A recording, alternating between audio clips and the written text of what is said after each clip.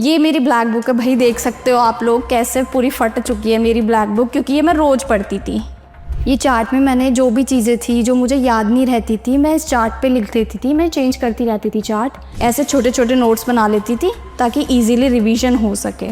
जब तक कंसिस्टेंसी नहीं रखोगे ना तब तक आप एसएससी के फील्ड में सक्सेसफुली नहीं हो पाओगे। कैलकुलेशन तो मस्ट है इस बार, क्योंकि 15 मिनट में 25 क्वेश्चन करने हैं। कंपटीशन भी तो यही है ना कि आता तो सबको है। हाँ भाई, कौन कितना जल्दी कर लेगा। एसएससी में तो सिर्फ इसी चीज़ का खेल है।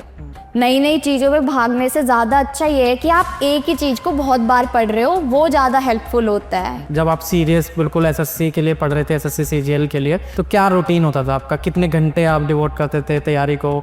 करंट अफेयर्स तो बिल्कुल डेली नहीं करनी चाहिए। जितना आप टाइम दे रहे हो क्या पता आपको इतना टाइम दे के भी वो क्वेश्चन सॉल्व ना हो। जैसे टीचर्स के ब्लॉग्स आ रहे हैं, टीचर्स की रील्स आ रही हैं, जैसे अगर रिजल्ट आया उसका जो इवेंट है उसके बाद इवेंट की रील ही खत्म नहीं हो रही हैं लोगों की, तो कितना इफेक्ट करा आपको, या फिर आपने कैसे टैकल करा सोशल मीडिया को? अगर आप अभी 2 साल अच्छे से डिवोट करके अपनी जॉब ले लोगे, फिर उसके बाद सोशल मीडिया यूज़ कर लेना। बहुत सारे बच्चे कमेंट करते हैं कि सर 3 साल हो गई, 4 साल हो गई तैयारी करते हुए, सिलेबस कंप्लीट नहीं हुआ।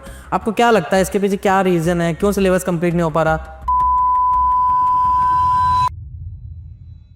Welcome to SSC factory. आज मैं आपको अपना रूम टूर करवाती हूँ। मैं दिखाती हूँ कि क्या क्या नोट्स थे, क्या क्या चीज़ें मैं फॉलो करती थी। तो सबसे पहले मैं दिखाना चाहूँगी चार्ट। ये चार्ट में मैंने जो भी चीज़ें थी जो मुझे याद नहीं रहती थी मैं इस चार्ट पे लिख देती थी। मैं चेंज करती रहती थी चार्ट। जैसे मेरे को एक ये सारी वोकैब थी जो मेरे को टफ़ लगती थी, तो मैंने सारी वोकैब लिख ली।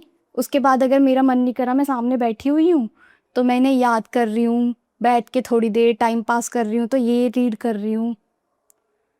इसके अलावा मैंने ऐसे स्क्वायर्स, क्यूब्स, परसेंटेज, फ्रैक्शन, ये सारी चीज़ें लिख ली थी। इससे मेरे को ना ये सारी चीज़ें ना रटने की ज़रूरत नहीं पड़ी। बस इन्हें देखती थी एक बार, माइंड में रिटेन हो जाता था। कोई भी चीज़ हम रोज़ देखते हैं तो हमें याद हो जाती है, तो मैंने वही वाला मेथड यूज़ करा था। और ये मैंने AIR1 लिखा था कि एक अपना टारगेट सेट कर लेते हैं ना, और हमें जब वो टारगेट रोज़ दिखता है तो हमारे पास इनर मोटिवेशन आती है कि हमें अपना एम अचीव करना है, हमें अपना एम सामने बिल्कुल दिख रहा है। तो मैं रोज़ ही अपना एम देखती थी, चाहे मेरी AIR1 नहीं आई, बट मैंने एम डिसाइड कर लिया था कि मैं AIR1 फोकस करके चलूँगी तो अपनी ड्रीम लोकेशन और जॉब तो ले ही जाऊँगी। और ये मेरे नोट्स वगैरह हैं। ये मेरी ब्लैक बुक है भाई, देख सकते हो आप लोग कैसे पूरी फट चुकी है मेरी ब्लैक बुक, क्योंकि ये मैं रोज़ पढ़ती थी। ऐसे डेली मैं वो कैब पढ़ रही हूँ। और जैसे कुछ वर्ड्स होते थे जो मुझे ऐसे लगते थे यार ये तो टफ़ है, मेरे को याद ही नहीं हो रहे, तो मैं उन्हें हाईलाइट कर लेती थी। तो जब मेरा ये होता था कि सारे चीज़ तो मैंने रिवाइज़ कर ली, तो बस ये हाईलाइटेड चीज़ें मैं बार बार पढ़ती रहती थी। ये मेरे नोट्स हैं, जैसे ये मेरे ज्योमेट्री के नोट्स हो गए। तो मैं ना बार बार वीडियोज़ नहीं देखती थी, ये सारे नोट्स रिवाइज़ करती थी, क्योंकि बार बार वीडियोज़ देख के तो बहुत टाइम वेस्ट होगा। जो हम 1 घंटे में वीडियो देख रहे हैं, नोट्स हम आधे घंटे में रिवाइज़ कर लेते हैं। तो वही चीज़ है, नोट्स वगैरह अपने बना के रखना सब। ऐसे ही मैंने मैथ्स के, जीएस के, ये देखिए मेरे नोट्स ऐसे शॉर्ट नोट्स फॉर्म में बनाती थी मैं। मेरे को मोटी मोटी नोटबुक्स बनाने की आदत नहीं थी, क्योंकि वो रिवाइज़ तो हम कभी कर नहीं पाते। तो ऐसे छोटे छोटे नोट्स बना लेती थी ताकि इजीली रिवीजन हो सके। तो आप लोग भी ऐसे नोट्स वगैरह बना सकते हो। हेलो नमस्कार, आप सभी लोगों का एक बार फिर से मैं स्वागत करता हूं एसएससी फैक्ट्री पर। मेरा नाम है अंकित शर्मा और आज के इस पॉडकास्ट में हमारे साथ रिया मावी हैं। आप सभी लोगों ने देखा होगा यूट्यूब पर कई सारे वीडियोस में, कई सारे पॉडकास्ट में, इनका खुद का चैनल भी है, लगातार वहाँ भी आपको गाइड कर रहे हैं। लेकिन ये पॉडकास्ट थोड़ा डिफरेंट होगा, यहाँ हम डिटेल में बात करेंगे जो आने वाले एस्पिरेंट्स हैं उनकी हेल्प हो सके जेन्युइन तरीके से, कि किस तरीके से आपको तैयारी करनी है, या फिर जो बच्चे तैयारी कर रहे हैं ऑलरेडी उनकी भी हम हेल्प करने की कोशिश करेंगे इस पॉडकास्ट में, कि क्या क्या कमियां रह रही हैं, कैसे उनको दूर करना है। और डिटेल स्ट्रेटजी आपका इंग्लिश, मैथ, रीजनिंग, सारे सब्जेक्ट हम डिस्कस करेंगे। बहुत कुछ आपको समझ में आएगा, सीखने को मिलेगा। इस पॉडकास्ट को एंड तक देखना। तो रिया, स्वागत है आपका एसएससी फैक्ट्री पर and congratulate for your success. Riya, एक बार आप अपने मुझे अपना इंट्रोडक्शन दे दीजिए। मेरा नाम रिया मावी है और मेरी अभी एसएससी सीजीएल 2025 में रैंक 70 आई है और मेरे को इनकम टैक्स इंस्पेक्टर मिला है। मैंने अपनी post graduation MSc mathematics Hansraj college से किया है। इससे पहले मैंने अपनी graduation Daulat Ram college Delhi university से की है मैथ्स में। तो मेरा बैकग्राउंड स्ट्रॉन्ग था तो मैंने एमएससी के साथ साथ ही एग्ज़ाम देने स्टार्ट कर दिए थे अपने 2022 में। 2022 में मैंने अपना पहला सीजीएल दिया था। उसके बाद मैं लगातार एग्ज़ाम दे रही हूँ ताकि मेरे को अच्छी पोस्ट मिल जाए और अच्छी रैंक आ जाए मेरे, ताकि मेरे को ड्रीम पोस्ट और ड्रीम लोकेशन दोनों मिल जाए। ओके अच्छा, ये पहला क्वेश्चन मेरा यही है कि अगर जिस बच्चे का बैकग्राउंड बहुत अच्छा नहीं रहा है, नॉर्मल बीए बीएससी करके आ रहा है, तो और या फिर जिसका बहुत अच्छा बैकग्राउंड रहा है बीटेक ऐसा का, तो इससे डिफरेंस कितना डिफरेंस पड़ता है, मतलब दिखता है देखो, डिफरेंस तो पड़ता होता है कि अगर हमारा बैकग्राउंड ऐसा है कि अगर मेरे को मैथ्स में इतनी डिफ़िकल्टी नहीं हो रही, कोई ऐसा बच्चा है जिसकी मैथ्स बहुत वीक है और कोई ऐसा बच्चा है जिसकी मैथ्स अच्छी है और वो मैथ्स पढ़ रहा है स्टार्टिंग से, तो जो 0 से स्टार्ट करता है और जो 50 से स्टार्ट करता है, तो दोनों में डिफरेंस तो होता ही है। दोनों का मेहनत का लेवल अलग होता है, दोनों को अलग टीचर्स चाहिए होते हैं, अलग तरीके से पढ़ाई करनी पड़ती है उन्हें। तो डिफरेंस क्रिएट करती है चीज़ कि हमारा बैकग्राउंड कैसा है। ओके जैसे अगर मैं आपके एग्जाम की जर्नी थोड़ा जानना चाहूँ डिटेल में कि आपने पहला एग्जाम कौन सा दिया, और इस बीच जब अभी फाइनल जो आपका सिलेक्शन हुआ है 70 रैंक के साथ, तब तक आपने कितने एग्जाम दे रखे हैं, कौन से एग्जाम में आपका सिलेक्शन हुआ, कोई एग्जाम ऐसा था जिसमें नहीं हुआ, थोड़ा वो बता दो ओवरऑल। सबसे पहले मैंने CHSL दिया था और वो मैंने नॉर्मली ऐसे एग्ज़ाम अपने कॉलेज के साथ दे दिया था, तो मेरा उसमें सिलेक्शन हो गया था, पर मेरे को ऐसे जॉइन नहीं करना था वो। फिर मेरा CGL 22 में भी सिलेक्शन हो गया था, पर तब तक ये था कि मेरा कॉलेज चल रहा है, मैं जॉइन नहीं करूँगी, कॉलेज ख़त्म होने के बाद मैं जॉब जॉइन करूँगी। फिर मैंने CGL 23 वाला दिया, उसमें मेरे इतने मार्क्स थे कि मेरे को ईज़िली बाहर मिल जाते, क्योंकि मेरी 3000 के अराउंड रैंक थी, तो ईज़िली जीएसटी इंस्पेक्टर मिल जाता साउथ में या कहीं। पर मेरे को होम पोस्टिंग चाहिए थी, कुछ सबके रीज़न्स होते हैं, पर्सनल रीज़न्स, उस वजह से मेरे को होम पोस्टिंग चाहिए थी, तो मैंने टीए दिल्ली ऑप्ट किया था इनकम टैक्स में। तो उसके बाद मैं एग्ज़ाम की प्रिपरेशन करती रही अपनी जॉब के साथ ही। फिर मैंने CGL 24 वाला दिया, उससे मेरे को इनकम टैक्स इंस्पेक्टर मिला था, बट वो मेरे को रीजन ऐसा मिला कि जिसके इतनी जो रीजन इतना बड़ा है कि वहाँ हर 3 साल में आप कभी दूसरे स्टेट में हो, कभी दूसरे स्टेट में हो, तो वो मेरे लिए सूटेबल नहीं है बिल्कुल भी। तो मेरे को ये था कि मेरे को जो रीजन है वो दिल्ली रीजन मिल जाए, तो मैंने दोबारा एग्ज़ाम दिया था, तो अब मेरी रैंक 70 आई है। आई होप सो कि मेरे को रीजन मिल जाए मेरा। ओके अच्छा, तो जैसे मैं बात करूं, आपका इनकम टैक्स इंस्पेक्टर पहले भी हुआ और अभी भी आपका हुआ, लेकिन और भी पोस्ट हैं इसमें बहुत सारे अच्छे अच्छे, है ना, ईएसओ हैं बहुत सारे, और आपका जैसे और भी डिपार्टमेंट में अलग अलग वैकेंसी आती है, तो आपका इसी में जाने का मन था या फिर और ईएसओ वगैरह ये भी सोचा था आपने? मेरा जब मैंने CGL 24 वाला एग्ज़ाम दिया था, तो जब DDA ASO की वैकेंसीज़ भी निकली थी उस टाइम पे, तो मैंने DDA ASO का भी फिल कर दिया था, तो मेरा प्री तो क्लियर हो गया था। मेंस में मेरे आए थे 350 मार्क्स और मेरी बिल्कुल टॉप रैंक थी, पर मैं कंप्यूटर में सिर्फ 2 मार्क्स से पास थी टेंटेटिव आंसर की में। पर जब फाइनल रिजल्ट आया तो आंसर चेंज हो गए थे, तो मेरे को कंप्यूटर में आउट कर दिया था उस वजह से। कंप्यूटर फिर मैंने ज़्यादा पढ़ना स्टार्ट किया, इस वजह से इस बार मैं पास हो गई, वरना इस बार कंप्यूटर में बहुत सारे बच्चे फेल हुए हैं। ओके अगर मैं जैसे इनकम टैक्स इंस्पेक्टर के बारे में थोड़ा जानना चाहूँ, बेसिक बच्चों को पता लग जाए जिनका मन है इसमें जाने का, तो एज अ फीमेल भी और ओवरऑल की किस तरीके की जॉब होती है, आपने जैसे इसमें जाने से पहले आपने खुद भी इंटरनेट पर रिसर्च करी होगी और लोगों से बात करी होगी, क्या पाया आपने, किस तरीके की जॉब है, क्या वर्क प्रोफाइल है इसका? मेरी हमेशा से ये था कि मेरे को ASO नहीं चूज़ करना था, इंस्पेक्टर करना था, क्योंकि एक तो इसलिए कि इंस्पेक्टर सुन के थोड़ा अच्छा लगता है, फिर उसके अलावा भी और चीज़ें हैं। जैसे ASOs में क्या है कि मिनिस्ट्री में आपको वही एक जैसा नोटिंग ड्राफ्टिंग एक जैसा काम करना पड़ता है, क्योंकि मैंने थोड़ा बोरिंग काम है और मेरे को थोड़ा बोरिंग काम करना पसंद नहीं है।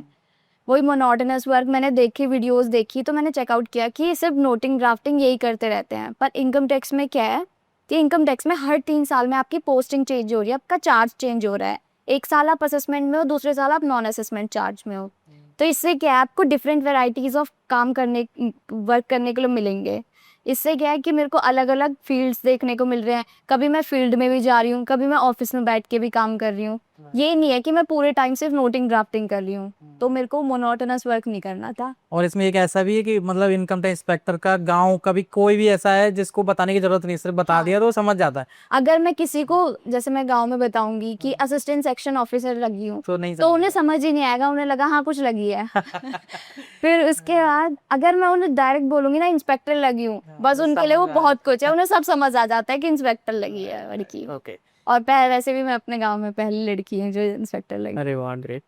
ओके, जैसे अगर मैं रिजल्ट की बात करूँ, थोड़ा ये मेरा फेवरेट क्वेश्चन रहता है हमेशा कि जब रिजल्ट आता है बच्चे का तो उस वो पूरा दिन कैसा रहता है उसके घर में, किस तरीके से सेलिब्रेशन होता है वो सारा। रिजल्ट आपको जब रैंक 70 आई, किसी ने आपको बताया था रिजल्ट, आपने आपको वेट कर रहे थे कि आज रिजल्ट आने वाला है और रिजल्ट देखा, और उसके बाद कैसा पूरा दिन गया, किसको पहले आपने बताया वो सारा कुछ?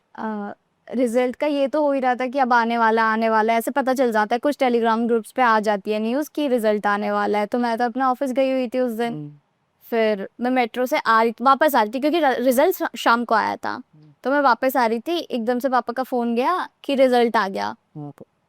मेरी जो रैंक मित्रा पे रैंक बन रही थी ना, वो 9 के अराउंड बन रही थी, क्योंकि मेरे मार्क्स थे 366 390 में से। तो मेरे को ये था कि अच्छी रैंक आ रही है, देखते हैं कितनी आएगी, क्योंकि एसएससी का कुछ नहीं पता। जैसे आजकल हालत चल रही है, कोई से भी क्वेश्चन में बोनस दे देती है, कुछ का भी आंसर चेंज कर देती है। और दूसरा ये भी कि हो सकता है कि नौकरी ना लगे उसका, हाँ, कंप्यूटर में कुछ ऐसा हो कंप्यूटर में जाए। फेल हो जाऊं मैं, हाँ। क्योंकि मैं कंप्यूटर में 1-2 नंबर से पास थी इसमें भी। तो वही है। तो ये था कि कई बार फेल ना हो जाऊं, तो ये डर था। कंप्यूटर का तो था ही, सबको ही था इस बार। तो मैं मेट्रो में थी, मेरे को फ़ोन आता है कि रिजल्ट आ गया। मैंने पूछा क्या रैंक क्या है, ये सबसे पहले रैंक बता दो। उन्होंने सर्च किया ना, उन्होंने कहा रैंक 70। मैंने कहा ठीक है, दिल्ली तो मिल जाएगा।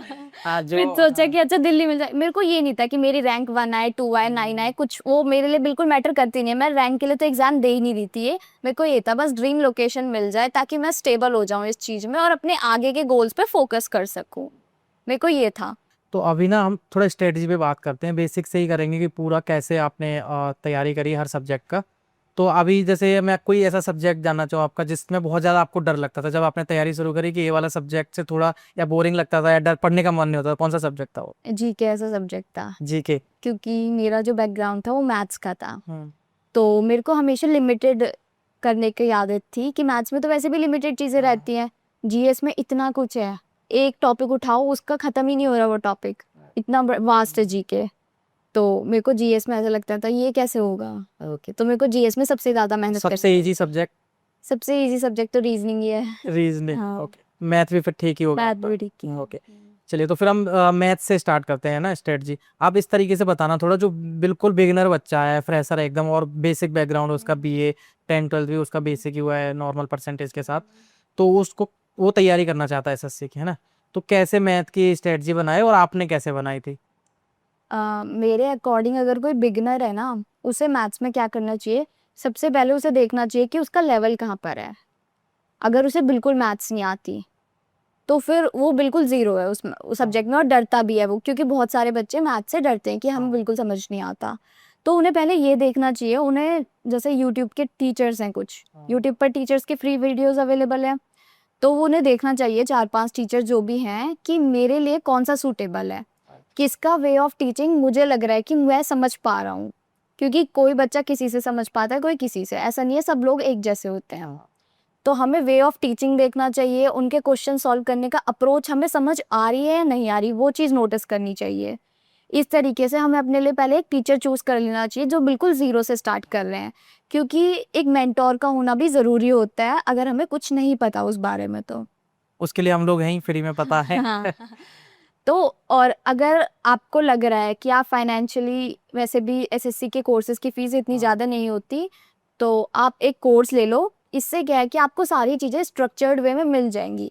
फ्री में सारी चीज़ें अवेलेबल हैं इस टाइम पे यूट्यूब पे, तो हम फ्री में भी कर सकते हैं कोर्स। बट वहाँ थोड़ा टाइम पर ज़्यादा वही है वेस्ट कि आपको टाइम वेस्ट होगा आपका, आपको ज़्यादा हाथ पैर मारने पड़ेंगे, वही चीज़ है। तो अगर आप चाहो तो कोर्स ले लो कोई भी, जिस टीचर का आपको अच्छा लगे। ये नहीं कि उस टॉपर ने ये बोल दिया तो उसके पीछे भाग रहे हो, उस टॉपर ने वो बोल दिया। देखो टीचर्स ना ऑलमोस्ट सारे सेम पढ़ाते हैं, कंटेंट वही है, सेम है, क्वेश्चन वही सेम है। बस जो मैटर करता है कि वो मेहनत आप कितनी कर रहे हो, आप कितने क्वेश्चन सॉल्व कर रहे हो, कितनी प्रैक्टिस कर रहे हो। तो मेरे अकॉर्डिंग सबसे पहले अपने स्ट्रक्चर्ड कोर्स ले लिया जो आपने, फिर उसे अच्छे से पढ़ना स्टार्ट करो। अब आप पहली बार पढ़ोगे ना, तो आपको बिल्कुल समझ नहीं आएगा, आपको लगेगा कि ये क्या क्वेश्चन, ये तो कुछ भी ट्रिक लगा के कुछ भी करके चले जाते हैं टीचर, बहुत मुश्किल हो जाता है वो समझना। तो एक बार में तो देखो समझ में नहीं आएगा, अगर आप बिल्कुल बेसिक से कर रहे हो और आप मैथ से डरते हो तो आपको पहले हिम्मत नहीं हारनी, बिल्कुल जब तक कंसिस्टेंसी नहीं रखोगे ना, तब तक आप एसएससी के फील्ड में सक्सेसफुली नहीं हो पाओगे, क्योंकि ये फील्ड ही ऐसा है, चाहे एसएससी हो या यूपीएससी, कंसिस्टेंसी बहुत मैटर करती है। तो कंसिस्टेंट रहो और कोर्स अपना कंप्लीट करो। एक बार में जितना समझ आया वेल एंड गुड, उतना अपने नोट्स वगैरह बनाओ, सारी चीज़ें क्वेश्चंस उस टाइम पे ना जितना ज़्यादा से ज़्यादा हो ना ग्रैस्प करने की कोशिश करो। ये मत देखो कि यार मैं क्वेश्चन का तरीका सीख जाऊँ, ये सीख जाऊँ, नहीं, बस देखो कि टीचर किस तरीके से सॉल्व कर रहा है, वो सारी चीज़ें नोट डाउन करके अपने नोट्स अच्छे से तैयार कर लो पहली बारी में।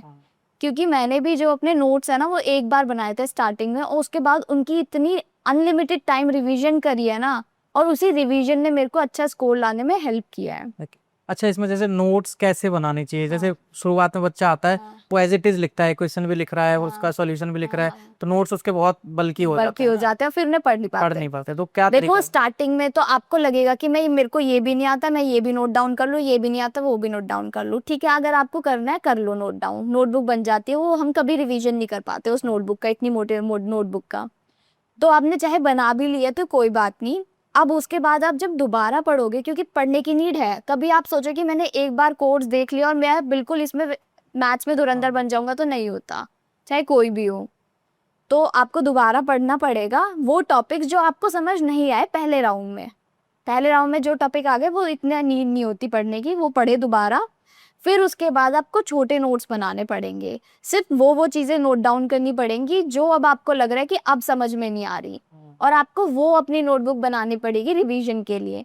जैसे कि आपको सिर्फ फॉर्मूले लिखने हैं, कुछ थ्योरम्स होती हैं जो डायरेक्ट यूज़ करनी होती हैं, और कुछ क्वेश्चन ऐसे होते हैं जो बहुत ही ज़्यादा डिफिकल्ट टाइप के होते हैं। या फिर आप बार बार ही भूल जाते हो उसको, पहले हाँ, कर चुके हो, पहले कर फिर भी चुके हैं, बैठे तो फिर नया ही लग रहा है वो। नया ही पैटर्न लग रहा है, या फिर आप फिर क्वेश्चन करते करते उस पर स्टक हो जा रहे हो, नहीं कर पा रहे हो। तो ऐसे क्वेश्चन को जरूर नोट डाउन कर लो, क्योंकि जब आप उसे 10-15 बार देखोगे ना तो फिर ऑटोमेटिकली आप उसे सॉल्व करने लग जाओगे।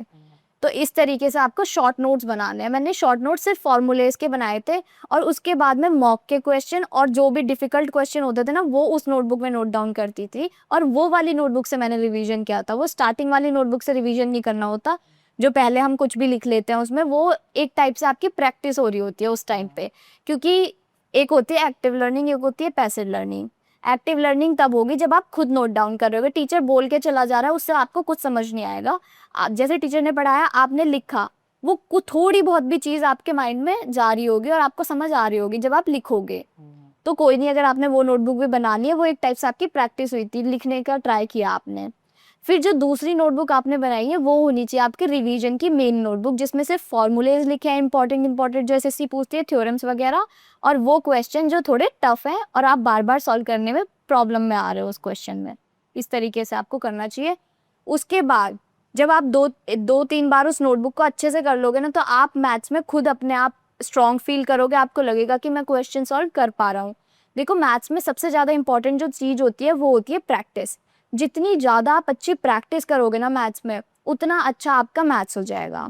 मैथ्स में जितने ज़्यादा हम क्वेश्चन सॉल्व करते हैं उतने ज़्यादा हमें कॉन्सेप्ट्स क्लियर होते हैं। अगर आप कॉन्सेप्ट्स को रटने पे जाओगे तो एसएससी ने अगर थोड़ा सा भी क्वेश्चन चेंज किया तो आप वहाँ पर स्टक हो जाओगे और सॉल्व नहीं कर पाओगे क्वेश्चन। तो एक तो आपको मैथ्स में कैलकुलेशंस पे काम करना है। कैलकुलेशन आपको डेली 15-20 मिनट्स डेली करने हैं।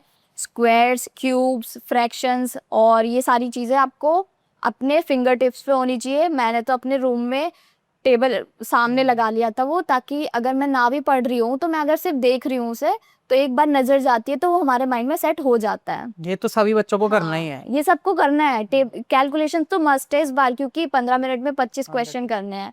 वो पॉसिबल हो ही नहीं पाएंगे अगर हम वही स्कूल वाली कैलकुलेशन लेके बैठ जाएंगे। तो अपनी कैलकुलेशन स्पीड अच्छी करो, अभी से इस पे काम करो और लग जाओ बिल्कुल।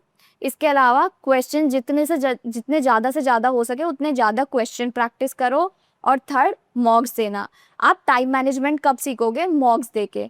जब तक आप मॉक्स नहीं दोगे, आप 15 मिनट में 25 क्वेश्चन आप बैठे हो बिना टाइम लगाए, क्वेश्चन लिख करे जा रहे हो सॉल्व, तो उससे तुम एग्जाम में थोड़ी कर लोगे वो इतने टाइम में क्वेश्चन। और कंपटीशन भी तो यही है ना कि आता तो सबको है, हाँ वही, कौन कितना जल्दी कर लेगा। कर लेगा। एसएससी में तो सिर्फ इसी चीज का खेल है। ओके। अब यहाँ पे एक बात मैं भी मेंशन करना चाहूंगा, जैसे टीचर्स का होता है, बहुत सारे टीचर ऐसे भी हैं जो जिनके बहुत सारे टॉपर्स निकल के आ रहे हैं, सिलेक्टेड कैंडिडेट हैं, बट वो बहुत एडवांस तरीके से पढ़ाते हैं और वो टॉपर्स जो हैं वो पहले ऑलरेडी कहीं ना कहीं पढ़ के आए हैं, बेसिक अपना क्लियर करके आए हैं, तब उनका कोर्स लिया है। लेकिन जो नया बच्चा होता है वो फंस जाता है इस चीज में कि ये टॉपर्स तो उन टीचर्स का है, ठीक है, तो वहाँ कोर्स ले लेता है बट उनको वहाँ कोई समझ में नहीं आता। तो बेसिक फाउंडेशन आपको बहुत स्ट्रॉन्ग करना है। आपको अपनी बेसिक स्ट्रॉन्ग करोगे, क्योंकि मेरा मैथ्स बैकग्राउंड था तो मेरी बेसिक स्ट्रॉन्ग थी। अगर मैं एडवांस कोर्स भी करती हूँ जाके तो मैं इजीली कर लूंगी वो ग्रेस। बट आपकी मैथ्स बिल्कुल जीरो है और आप डर रहे हो मैथ्स से और आप एडवांस लेवल का कोर्स ले लोगे, आप पहले ही डर जाओगे, वही एसएससी की तैयारी छोड़ दोगे। सही बात है। तो आपको अपना बेसिक पहले स्ट्रॉन्ग करना है। ये देखो कि कौन सा टीचर बेसिक अच्छे से पढ़ा रहा है, पहले उस टीचर से बेसिक पढ़ लो, फिर अच्छे लेवल के क्वेश्चन अगर आपको प्रैक्टिस करने हो तो आप एडवांस क्वेश्चन कर सकते हो। वैसे तो पीवाईक्यू सबसे ज्यादा इंपॉर्टेंट होते हैं, ऐसे फालतू के क्वेश्चन तो मैंने कभी नहीं करे जो ये टेलीग्राम ग्रुप्स पे आते रहते हैं और कोई भी सर्कुलेट होते रहते हैं कि ये क्वेश्चन कर लो वो क्वेश्चन नहीं। अगर मेरे को टफ क्वेश्चन करने भी थे ना तो 2017, 16, 15 इनमें टफ क्वेश्चन आए हैं एसएससी के, तो मैंने वो क्वेश्चन प्रैक्टिस करे थे कि अगर टफ भी आए तो इस तरीके के आएंगे, क्योंकि एसएससी मोस्टली पीवाईक्यूज ही रिपीट करती है। अब पीवाईक्यू आपके हो जा रहे हैं तब कुछ और ट्राई करो, जब तब कुछ और आप ट्राई करो। और मेरे अकॉर्डिंग तो नई नई चीजों पे भागने से ज्यादा अच्छा ये है कि आप एक ही चीज को बहुत बार पढ़ रहे हो, वो ज्यादा हेल्पफुल होता है, क्योंकि वो हमें एग्जाम में भी हेल्प करेगा। और जैसे अगर मैंने नई चीज पढ़ ली, अब मैंने वो पढ़ ली, फिर मैं एग्जाम में उस क्वेश्चन को देखूंगी, मैं सोचूंगी पढ़ा तो था पर आ नहीं रहा, और मैं अटेम्प्ट करूंगी, गलत करूंगी, वो मेरे नेगेटिव मार्क्स करवाएगा। तो पॉजिटिव आएंगे नहीं, नेगेटिव में और चले जाएंगे। ओके। अगर जैसे एक टाइम फ्रेम की मैं बात करूँ तो मैथ का सिलेबस, जैसे बहुत सारे टीचर के 400 घंटे की वो कोर्सेज है, किसी का 200 घंटे का है, अभी 100 घंटे का बहुत ट्रेंड कर रहा है सबका कि उन्होंने बहुत शॉर्ट और कंसाइज में बना दिया है। तो क्या लगता है आपको मैथ का पूरा सिलेबस कितने टाइम में हो सकता है? मेरे अकॉर्डिंग तो पूरा इतना सिलेबस करना नहीं चाहिए, सिलेक्टिव चीजें करनी चाहिए, क्योंकि एसएससी इतना भी नहीं पूछ रहा। जो पहले ना सबसे पहले पीवाईक्यूज देख लो, पीवाईक्यूज देख के आपको आइडिया लग जाएगा कि एसएससी पूछ क्या रहा है, और उसके हिसाब से आप कोर्स में से सिलेक्टिव चीजें करो। अगर आप पूरा कोर्स देखने बैठोगे वो कोर्स ही नहीं खत्म होगा, और 1 साल 2 साल कब निकल गए आपको यही लगता रहेगा मेरा भी कोर्स नहीं हुआ, मैं मॉक्स नहीं दूंगा, एग्जाम नहीं दूंगा, और वो सारा टाइम ऐसे ही चलता चला जाएगा। तो मैं कह रहा था कि बहुत सारे बच्चों का सिलेबस ही पूरा नहीं होता, बहुत सारे बच्चे कमेंट करते कि सर 3 साल हो गई, 4 साल हो गई तैयारी करते हुए, सिलेबस कंप्लीट नहीं हुआ। आपको क्या लगता है इसके पीछे क्या रीजन है, क्यों सिलेबस कंप्लीट नहीं हो पा रहा? क्या क्या ऐसी गलती कर रहे हैं बच्चे? जो मुझे लगता है ना, वो ये गलती करते हैं कि उन्हें पता ही नहीं है कि एग्जाम में आ क्या रहा है। तो जो भी मटेरियल उन्हें प्रोवाइड हो रहा है ना, वो सब पढ़े जा रहे हैं, जिस भी सोर्स से मटेरियल मिल गया ये पढ़ लेते हैं, कहीं हमारा इसकी वजह से सिलेक्शन ना रुक जाए। वो फोमो होता है ना, फियर ऑफ मिसिंग आउट, कि अगर हमने ये मिस कर दिया तो क्या पता सिलेक्शन ना हो। तो उन्होंने पीवाईक्यूज तो देखे नहीं है, पता है नहीं कि क्या एग्जाम में आना है। सारी चीजें जो मिल रहा है मार्केट में इतनी चीजें हैं, चाहे यूपीएससी हो या एसएससी हो, और मार्केट में टीचर्स इतना के कुछ है। कोर्स ही खत्म नहीं होता, हर नया कोर्स, हर महीने हर महीने नया कोर्स आता है। तो उन्हें लगता है ये मिस ना कर दे, वो मिस ना करते, बस वो उन्हीं कोर्सों में फंसे रह जाते हैं, उन्हें ही करते रहते हैं। और जो चीज करने की है, पीवाईक्यूज देना, आप प्रैक्टिस करना, मॉक लगाना, वो मेन चीज करते नहीं है, और उस कोर्स को ही कंप्लीट करते रह जाते हैं।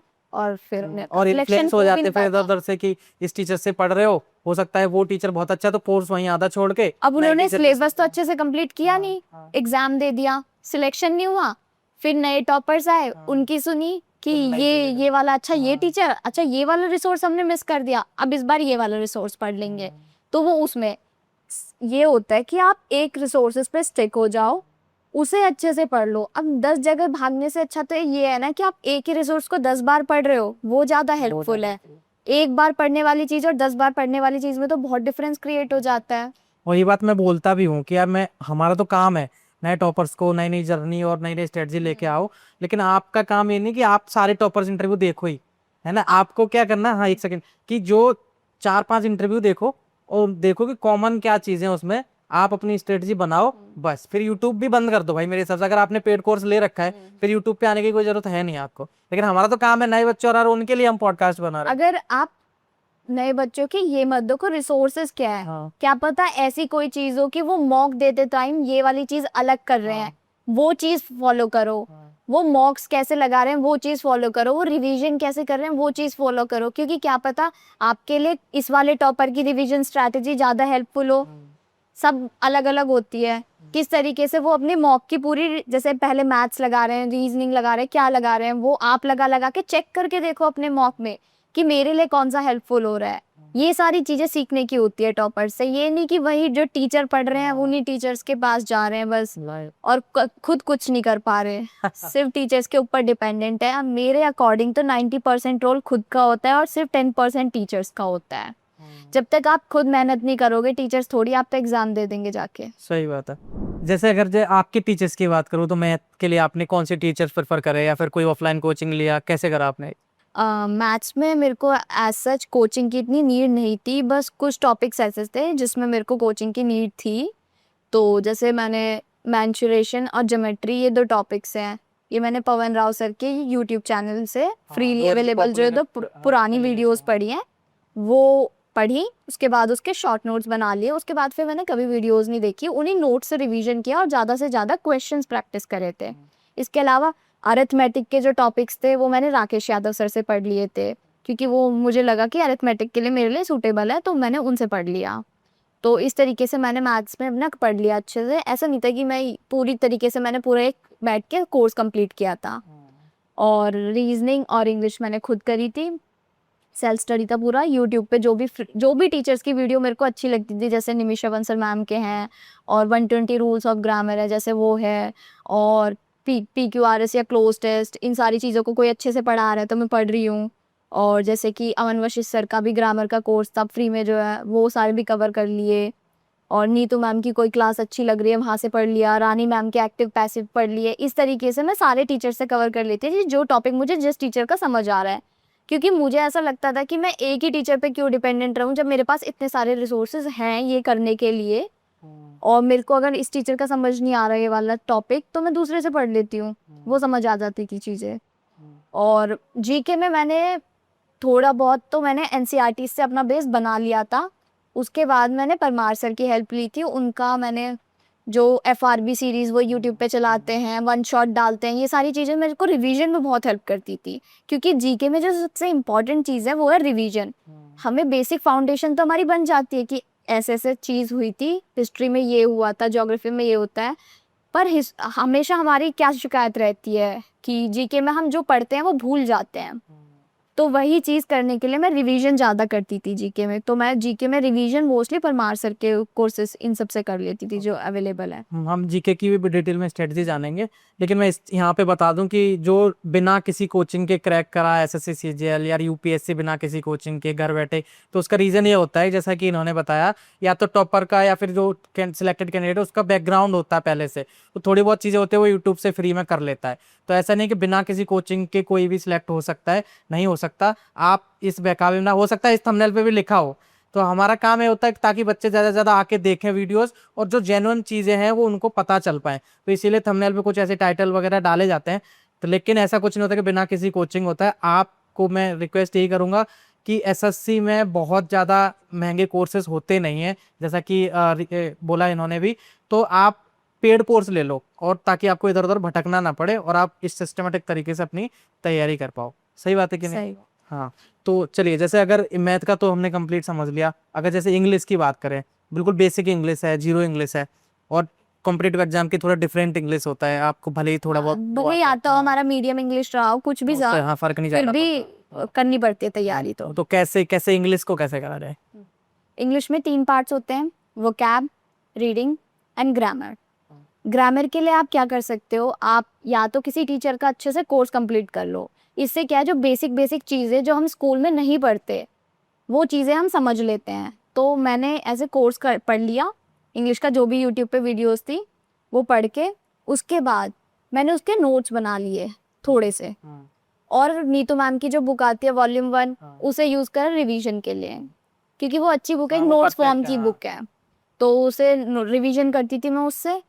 और उसके अलावा मैंने वोकैब के लिए मैं डेली वोकैब पढ़ती थी। एक भी दिन ऐसा नहीं जाता था जिस दिन मैं वोकैब नहीं पढ़ रही। वोकैब कितना इम्पोर्टेंट है इस एग्जाम में? वोकैब इम्पोर्टेंट है क्योंकि आते हैं 7-8 क्वेश्चन तो ऑब्वियसली आते ही हैं वोकैब के। और वैसे भी अगर आपकी वोकैब स्ट्रांग होगी तो आपको वो रीडिंग कॉम्प्रिहेंशन में भी हेल्प करेगी, PQRS में भी हेल्प करेगी, हर चीज़ में हेल्प करेगी। अगर आपकी बढ़ती वहाँ पे अंडरस्टैंडिंग बढ़ेगी तो वोकैब तो करनी होती है। तो वो कैब मैं कैसे करती थी कि आज मैं सबसे पहले मैं सुबह स्टार्टिंग ही वो कैब से करती थी, क्योंकि सुबह का टाइम, मॉर्निंग वाला टाइम ऐसा होता है कि फ्रेश माइंड होता है। तो मैं वो कैब स्टार्ट करती थी, जैसे मेरे को आज ए अल्फ़ाबेट के वो कैब करने हैं, वन वर्ड क्या सब्स्टिट्यूशन, रिसोर्स क्या था? ब्लैक बुक Black यूज़ करती थी मैं तो वो कैब के लिए। तो वन वर्ड सब्स्टिट्यूशन, ईडियम्स और सिनोनिम्स, एंटोनिम्स, ये सारी चीज़ें, फ्रेजल वर्ब्स वगैरह आज मैंने ए अल्फ़ाबेट के कर लिए सारी चीज़ें। अगले दिन मैं बी अल्फ़ाबेट के कर रही हूँ। इस तरीके से जेड तक करने के बाद फिर वापस ए पे आ गई। तो मैं लूप में ऐसे रिवीजन करती रहती थी। ये नहीं था कि अब मेरा 15 दिन या 20 दिन में मेरी वो कैब खत्म हो गई और मैंने बुक उठा के रख दी। हाँ। मैं अपनी ब्लैक बुक दिखाऊंगी, पूरी फट चुकी है मेरी ब्लैक बुक, इतनी पढ़ी है वो मैंने। तो आप ये सोचो कि मैंने 20 दिन, 1 महीना, 2 महीना लगा के वो कैब खत्म कर ली और अब मेरे को पढ़ने की ज़रूरत नहीं है। तो नहीं, आप भूल जाओगे वो सारी चीज़ें।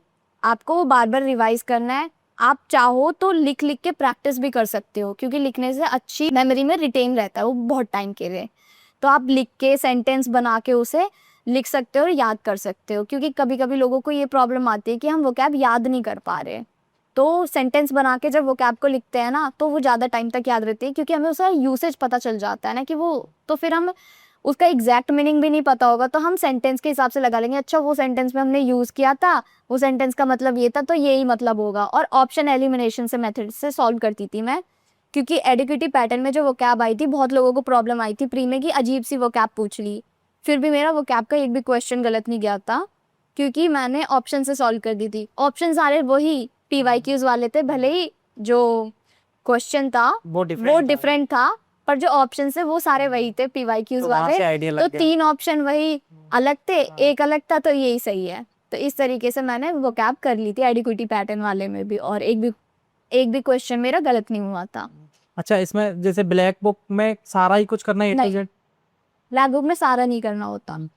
जो उन्होंने A to Z अल्फ़ाबेट की दे रखे हैं, one word substitution, idioms, synonyms, antonyms, phrasal verbs, ये कर लो। और वो जो दा हिंदू और फालतू की बहुत सारी वो कैब दे रखी है उन्होंने, वो सब नहीं करनी होती, क्योंकि वो सब पूछते भी नहीं है। वो बहुत लिमिटेड चीज़ है, वो करनी है। कुछ पेजेस थे जो सिर्फ मैं करती थी।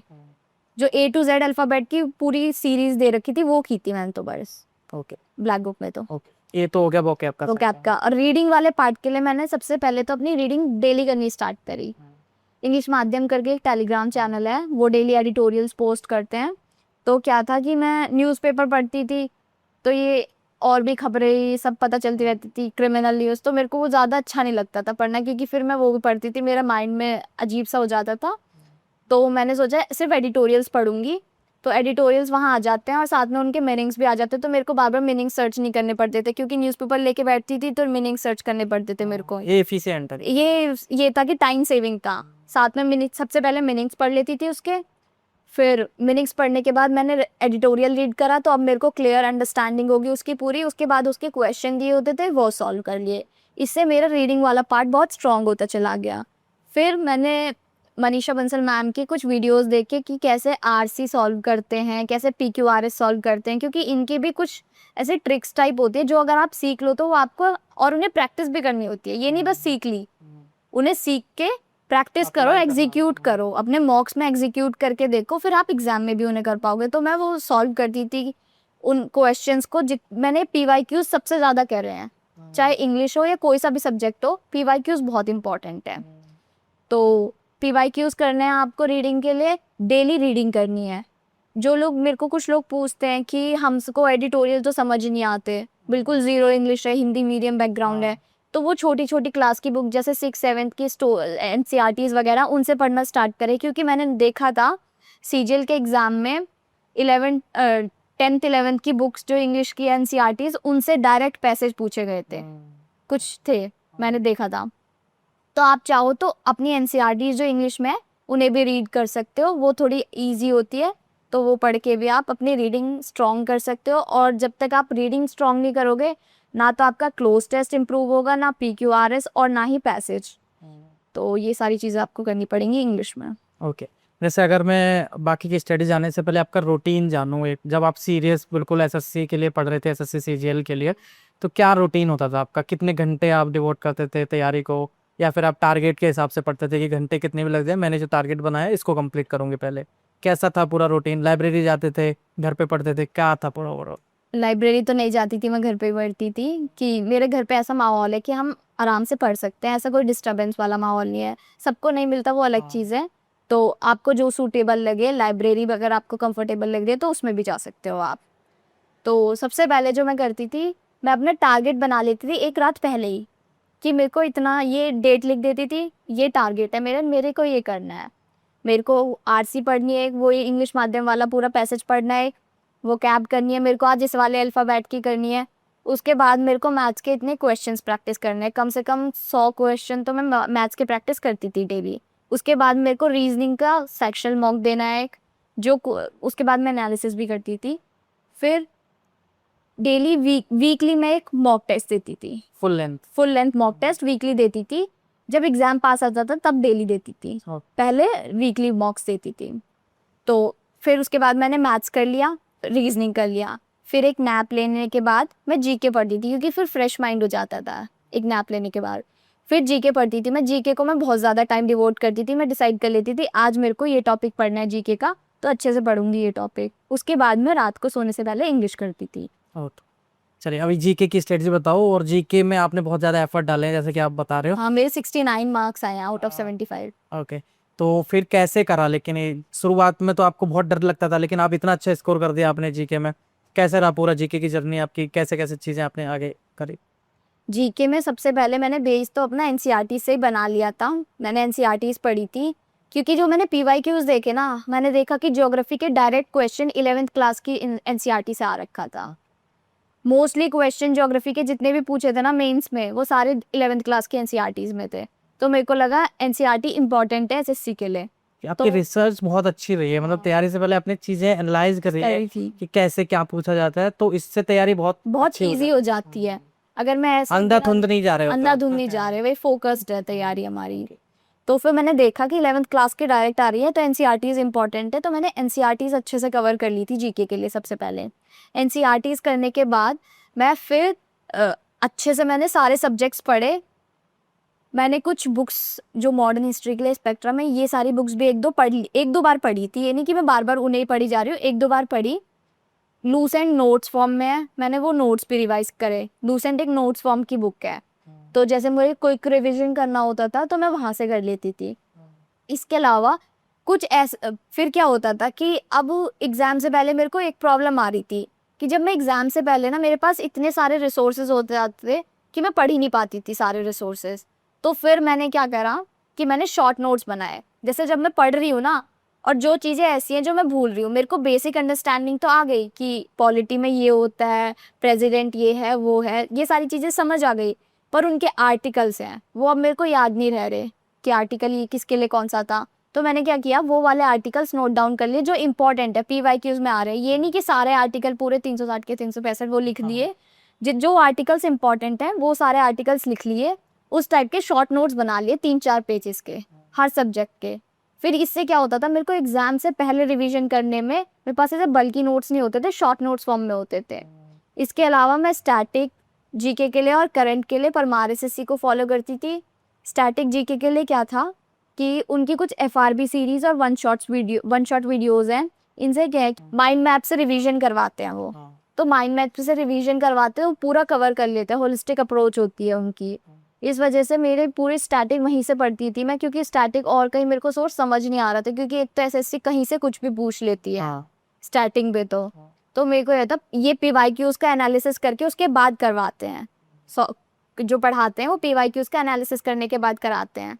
हाँ, और मोस्टली ऐसा होता भी है। जैसे पिछली कोई साल में कोई एक क्वेश्चन पूछा गया तो उसके नियर बाई कुछ ऐसा घुमा फिरा के पूछेगा, वो चीज तो वो नॉलेज भी आपको लेनी है उसके नियर बाई क्या क्या तो वो पढ़ना पड़ता है हमें। अगर मैं सिर्फ क्वेश्चन देख के रट लूँ वो क्वेश्चन, तो वो हेल्प नहीं करेगा। क्या पता अगली बार उससे रिलेटेड डायरेक्ट तो नहीं पूछेगा प्रीवियस, लेकिन कहीं ना कहीं लिंक होके पूछ लेगा। तो इससे क्या है कि टीचर से अगर पढ़ लेते हैं वही चीज, तो उसके आसपास की चीजों को पढ़ा देते हैं और हमें ज्यादा रिसर्च भी नहीं करना पड़ता। तो एफआरबी सीरीज वगैरह मैंने देख ली थी, इससे मेरे को स्टैटिक में बहुत हेल्प हुई थी। ओके अच्छा, जैसे जीके में जी तो बास्ट है जैसे आपने भी बोला, और हर कुछ आप पूरा पढ़ भी नहीं सकते हो, तो ऐसा कोई टॉपिक आपको लगा हो, या फिर अभी जो ट्रेंड आप फॉलो हो रहा है एग्जाम्स में एडिक्वेटिकल पैटर्न, कोई ऐसा टॉपिक या कोई ऐसा सब्जेक्ट जैसे फिजिक्स बायो जिसको ना ही करें तब भी काम चल जाए, मतलब उसमें टाइम बहुत ज्यादा देना पड़ रहा है लेकिन क्वेश्चंस एक या दो ही आते हैं अभी तक?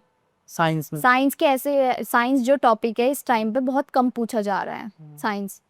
तो इसको आप लास्ट में कर सकते हो अगर इसको time आप बचे। लास्ट में कर सकते हो, और इसको ना आप सिर्फ एक छोटी छोटी वीडियोस भी हो ना, कोई वन शॉट वीडियो उनसे भी कवर करके या फिर लूज एंड से पढ़ के भी काम चला सकते हो।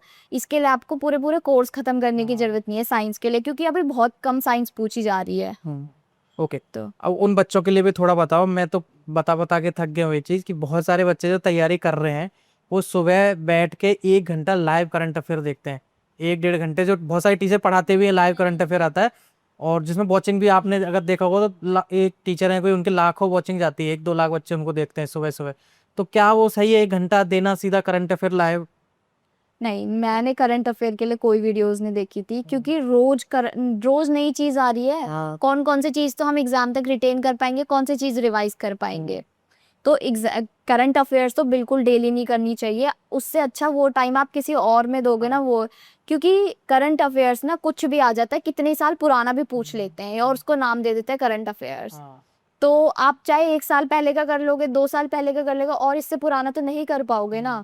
और लेकिन आप टाइम इतना दे रहे हो और और हो उसका सकता है कॉस्ट बेनिफिट रेशियो ही नहीं है कुछ इतना नहीं, हो कि सकता है जितना दो ही आप टाइम, क्वेश्चन आए ऐसा। हाँ, जितना आप टाइम दे रहे हो, क्या पता आपको इतना टाइम देके भी वो क्वेश्चन सॉल्व ना हो। इससे अच्छा तो मैथ इससे करो। अच्छा कंपाइलेशंस आती हैं जो बाद में एग्जाम के टाइम पे कंपाइलेशंस आती है। मैं कंपाइलेशंस पढ़ती थी। इससे क्या था, अगर जो नॉर्मल टॉपिक्स ट्रेंडिंग में चल रहे हैं अगर वो आए तो वो मेरे से मिस आउट ना हो, जो इजी चीज है। टफ चीज तो किसी को भी नहीं आ रही, वैसे भी ये कंपटीशन है। मेरे को मार्क्स तो ज्यादा लेके नहीं आने, मेरे को बस लोगों के आगे जाना है उनसे, ताकि मैं सिलेक्शन ले लूं। तो अगर कोई चीज ऐसी टफ है वो किसी को भी नहीं आ रही, वो कंपटीशन का पार्ट ही नहीं है, और आप उसके लिए 1 घंटा डेली वेस्ट कर रहे हो जो कंपटीशन का पार्ट ही नहीं है, यूजलेस है तो वो बिल्कुल यूजलेस है। मेरे अकॉर्डिंग तो आपको कंपाइलेशंस करनी चाहिए जो करंट अफेयर्स की आती 6 है। महीने का PDF और RSSC, RB, अड्डा, बहुत सारी कंपाइलेशंस है वो देते हैं, वहां से पढ़ो। उसको 7 8 बार कर लो एग्जाम से पहले, वो माइंड में सेट हो जाती है। बिल्कुल एग्जाम के पहले कर रहे हैं, सेट हो जाती चीज। तो हमें अगर ऑप्शन दिखता है तो हम सॉल्व कर लेते हैं उस क्वेश्चन को। तो जो नॉर्मल चीज है वो सब कर रहे हैं ना, वो तो तुम उसमें लैग नहीं कर रहे, पर उस चीज के पीछे भाग रहे हो जो कंपटीशन का पार्ट ही नहीं है, और रोज 1 घंटा वेस्ट कर रहे हो, तो वो बिल्कुल भी हेल्पफुल नहीं है और आप सिलेक्शन से पीछे जा रहे हो। तो अभी ना मॉक टेस्ट की बात कर लेते हैं ना, क्योंकि मॉक टेस्ट का बहुत बड़ा रोल होता है, आपको भी पता है और आपने मेंशन भी करा शुरुआत में। तो किस तरीके से एक बच्चा मॉक टेस्ट लगाए ताकि ज़्यादा से ज़्यादा आउटपुट उससे ले पाए? बहुत सारे बच्चे तो ये गलती करते हैं, उसी को एग्जाम मान बैठते हैं और मार्क्स उनके कम आते हैं या फिर ज़्यादा आते हैं, तो बहुत या तो एक्साइटमेंट में आ जाते हैं या फिर बहुत लो फील करते हैं, अरे मेरा तो मार्क्स नहीं आए। किस तरीके से मॉक टेस्ट को यूज़ में ले सकता है? अगर जब हम स्टार्टिंग फेज में होते हैं ना प्रिपरेशन की, तो मॉक टेस्ट एक टाइप से हमारा मीटर होता है कि अभी हम कौन से लेवल पे हैं, वो बताने का काम करता है। ये नहीं है कि हम उसके मार्क्स देख के परेशान हो रहे हैं कि यार ये कम आ रहे हैं, ज्यादा आ रहे हैं, इसके तो अच्छे आ रहे हैं, टॉपर के इतने ज्यादा कैसे आ रहे हैं, 200 में से 200 कैसे आ रहे हैं, परेशान हो जाते हैं बच्चे। तो वो हमें पैनिक नहीं करना चाहिए। हम सिर्फ ये देखें कि अभी हम कितने लेवल पे हैं, कौन कौन से ऐसे टॉपिक्स हैं जिनमें हमें भी नीड है और पढ़ने की, तो वो टॉपिक्स अपने स्ट्रॉन्ग करो। मॉक्स ना आपको ये दिखाने के लिए है कि आप तैयारी बहुत अच्छे से कर लो, आप कहाँ गलतियाँ कर सकते हो एग्जाम में, वो गलतियाँ सीखो, ताकि आप अगर बिना मॉक दिए जा रहे हो तो वो सारी गलतियाँ आप एग्जाम में करने वाले हो, तो वो एग्जाम से पहले ही सारी गलतियाँ कर लो और एग्जाम वाले दिन अपना बेस्ट दे के आओ। वहाँ तो कोई ऐसी गुंजाइश भी नहीं है कि आप अगर कुछ गलतियां कर रहे हो तो फिर वो गया ही एग्जाम आपका, है ना, अगले साल मौका मिलेगा। तो मौका क्या है, वो तो अगले दिन फिर दे दो या उसी दिन दे दो। तो स्टार्टिंग में तो आपका मॉक सिर्फ लेवल बताएगा कि आप कहाँ पर स्टैंड कर रहे हो और आपको अभी कौन कौन से टॉपिक्स में अभी काम करना है। और सबसे इम्पोर्टेंट बात, लोग मॉक दे के छोड़ देते हैं, बस मार्क्स से परेशान हुए और छोड़ दिया और उसके बाद लग गए अपना सिलेबस कंप्लीट करने। सबसे मॉक देने का फ़ायदा जब भी है जब आप उसका अच्छे से एनालिसिस कर रहे हो। जैसे अगर आपने कोई भी टॉपिक, आप सबसे पहले ये देखो कि मेरे कौन से ऐसे क्वेश्चन हैं जो गलत हुए हैं, उन टॉपिक्स को पढ़ो, उनके 2 4 क्वेश्चन करो, उसी टाइम पे करना। अगर आप बाद में करने की सोचोगे ना तो नहीं कर पाओगे, मन नहीं करेगा। तो उसी टाइम पे उस टॉपिक को कवर कर लो, इससे आपका एक टॉपिक भी कंप्लीट हो गया, उसके क्वेश्चन भी प्रैक्टिस हो गए। तो उसके बाद ये देखो कौन सा ऐसे क्वेश्चन थे जिसमें मेरे को टाइम ज़्यादा लगा, जिसमें टाइम ज़्यादा लगा हो उस क्वेश्चन में ये देखो कि कहीं और शॉर्टकट मेथड तो नहीं है, एवरेज लोग कितना टाइम ले रहे हैं, ये सारी चीज़ें एनालिसिस करनी होती हैं कि एवरेज लोग अगर कम टाइम ले रहे हैं इसका मतलब आपका मेथड लॉन्ग है, आप टाइम ले रहे हो ज़्यादा, तो उसका शॉर्ट मेथड देखो, वो नोट डाउन कर लो। मॉक नोटबुक ज़रूर बनाओ अपनी। मॉक नोटबुक बना रहे हो, उसमें अपनी गलतियाँ लिखो, क्या क्या कर रहे हो आप। जो सिली मिस्टेक्स करते हैं ना, वो सिली मिस्टेक्स भी एक बार नोट डाउन करो। और जब नेक्स्ट मॉक देने जाओ ना, और वो सिली मिस्टेक्स पढ़ के जाओगे, तो आप वो वाली सिली मिस्टेक्स फिर नहीं करोगे दूसरे मॉक में, और बेटर और अच्छे परफॉर्म करोगे। कि आपने अभी सिनोनिम्स पूछा था, आपने क्वेश्चन ढंग से पढ़ा नहीं, एंटोनिम टिक कर दिया। ये गलतियां बहुत लोग करते हैं। तो अगर आप ये नोट डाउन कर लोगे ना नोटबुक में, और फिर पढ़ के दोबारा दूसरा मॉक दोगे, तो ये वाली गलती नहीं करोगे, क्योंकि वो आपके माइंड में रहेगा कि मुझे ये नहीं करना। तो इस तरीके से आपको मॉक देना है। और उसका एनालिसिस बहुत इंपॉर्टेंट है। जैसे आपने देख लिया कि मेरे को अभी टाइम किस क्वेश्चन में लग रहा है, उसका शॉर्टकट मेथड देख लिया। फिर ऐसे क्वेश्चन देखो कि जिसमें आपने गेस वर्क यूज़ किया है। क्योंकि आपने कभी कभी क्या होता है कि हम तुक्का भी मार देते हैं और सोचते हैं कि चल ठीक है, सही है, इतने क्वेश्चन ठीक है मेरे, अब आता है मेरे को ये टॉपिक तो। पर वो आपको आता नहीं है, आपने सिर्फ उसमें गेस वर्क यूज़ किया है। तो उस टॉपिक को भी पढ़ो, उस टॉपिक को भी उसी टाइम पढ़ के और उसके PYQs लगा लो कुछ। इससे आपका वो टॉपिक भी कंप्लीट हो जाता है। तो मॉक जितना इम्पोर्टेंट है, उससे ज़्यादा इम्पोर्टेंट मेरे हिसाब से तो उसका एनालिसिस है। क्योंकि वो भी एक टाइप का आपका सिलेबस कंप्लीट करवाना, प्रैक्टिस करनी होती है। सिर्फ वीडियो देख के सिलेबस कंप्लीट नहीं होता। उस टॉपिक को जो आप, जहाँ पर आपको ज़रूरत है, मेन टॉपिक, वो गलत हो रहा है। अगर आपने अभी मॉक दिया, अभी गलत हुआ, कल फिर मॉक दे रहे हो, कल फिर गलत हो रहा है, तो फायदा क्या हुआ आपका मॉक देने का? अभी सीख लिया आज, तो अगले मॉक में आप वो गलती नहीं कर रहे, तब आपका कोई बेनिफिट है मॉक देने का। तो इस तरीके से आपको मॉक टेस्ट देने चाहिए। मेरे हिसाब से आपको ज़्यादा से ज़्यादा मॉक देने चाहिए। और अब सेक्शनल टाइमिंग आ गई है, तो फुल लेंथ मॉक का इतना वो भी नहीं है कि बहुत ज़्यादा इंपॉर्टेंट है। तो आप सेक्शनल मॉक्स दो, जितने जा सके हो। वीकडेज पे सेक्शनल मॉक दो, वीकेंड पे एक पूरा मॉक दे दो। इससे क्या है कि आइडिया लग जाएगा आपको 1 घंटे बैठे रहने का। वो सारी प्रैक्टिस होनी चाहिए। एग्जाम से पहले मैं क्या करती थी कि अगर मेरा 9:30 बजे पेपर है ना, तो मैं 9:30 बजे ही मॉक देती थी। थोड़ा माइंड का एक बॉडी की लॉक भी होती है, वो सेट होती है।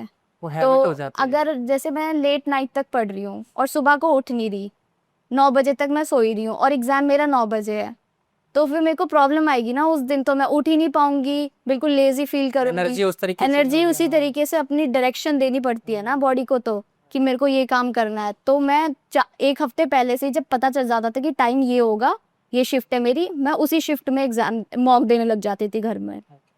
ओके, अभी तो हमने सारे सब्जेक्ट की लगभग बात कर ली और रीजनिंग तो कर ही लेते हैं नॉर्मली बच्चे, है ना।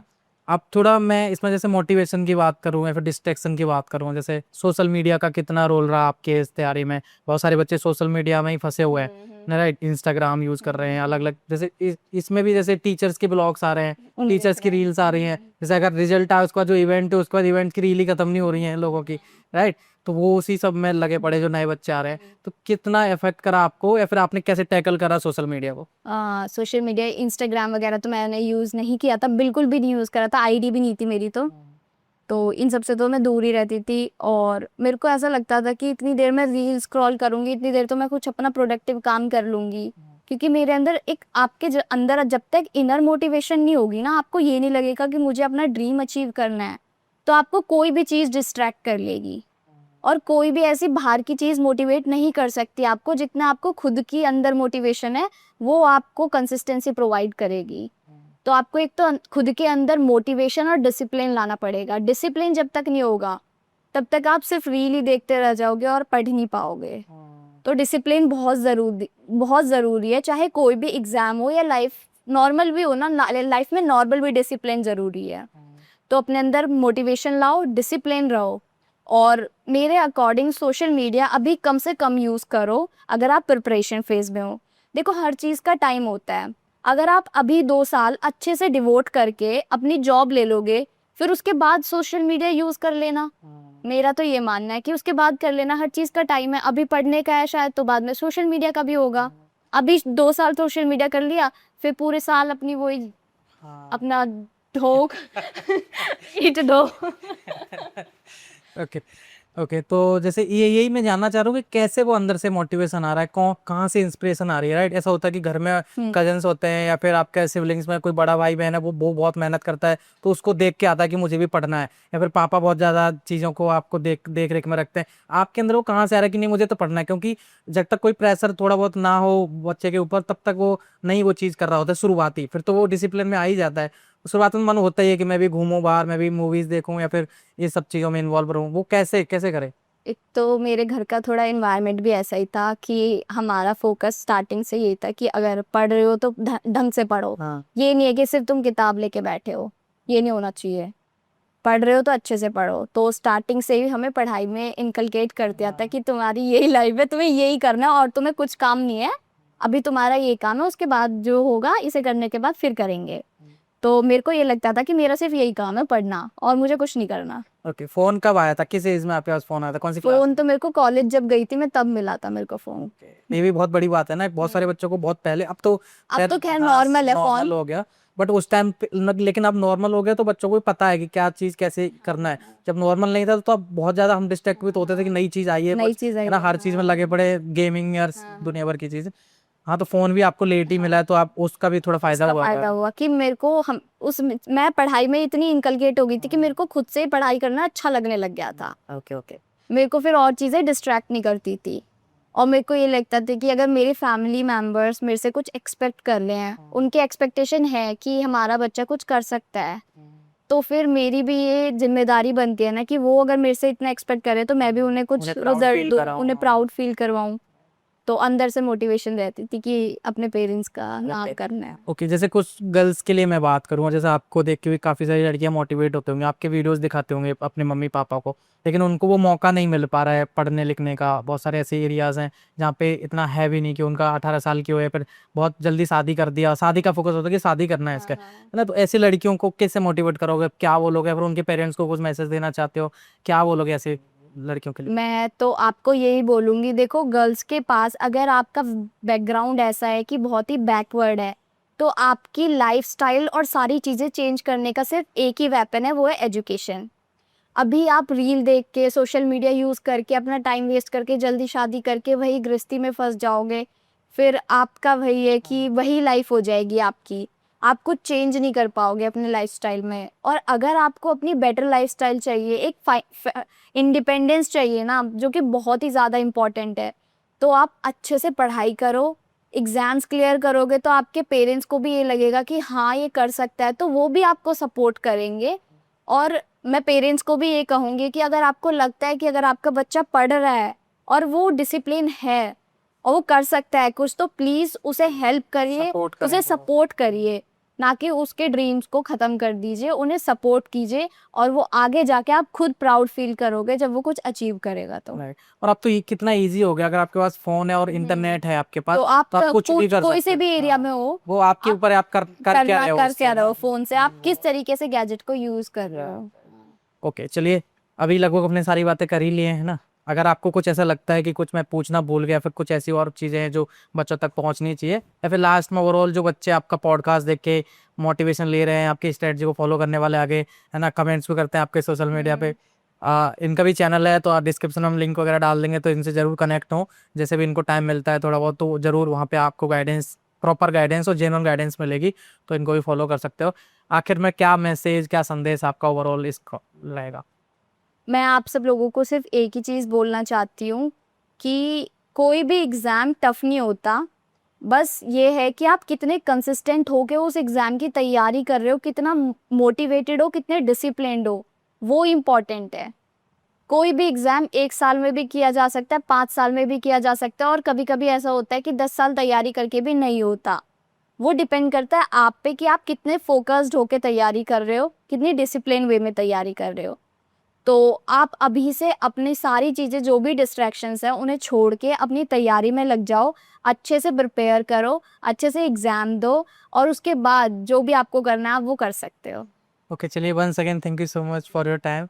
आई होप साथियों आपको बहुत कुछ सीखने को मिला होगा, और मैं ये दावे के साथ कह सकता हूँ कि अब तक जो भी एसएससी सीजीएल टॉपर्स के हमने पॉडकास्ट करे हैं, this is the one of the best podcast, जहाँ पे आपको एक पूरा होलसम जर्नी और पूरा स्ट्रेटजी सब कुछ देखने को मिलेगा। इसके अलावा मुझे नहीं लगता कुछ और देखने को आपको ज़रूरत पड़ेगी। लेकिन फिर भी आपके कोई भी डाउट है, कोई भी आपकी परेशानी है, कुछ भी आप हमें कमेंट करके पूछिए। आप रिया को कमेंट कर सकते हो, इनके मैसेज इंस्टाग्राम भी अब बन गया है तो वहाँ पे डीएम करके पूछ सकते हो। और हमने एक फ्री इनिशिएटिव भी लिया है जहाँ पे आपको हम गाइडेंस तो मेंटर से प्रोवाइड कर रहे हैं। तो व्हाट्सअप नंबर आपको डिस्क्रिप्शन में मिल जाएगा या आपको स्क्रीन पर दिख रहा होगा, वहाँ पे आप हमें डीएम करें, हम आपको इस ग्रुप में ऐड कर देंगे। यहाँ तक पॉडकास्ट देखने के लिए thank you so much. Bye bye and take care.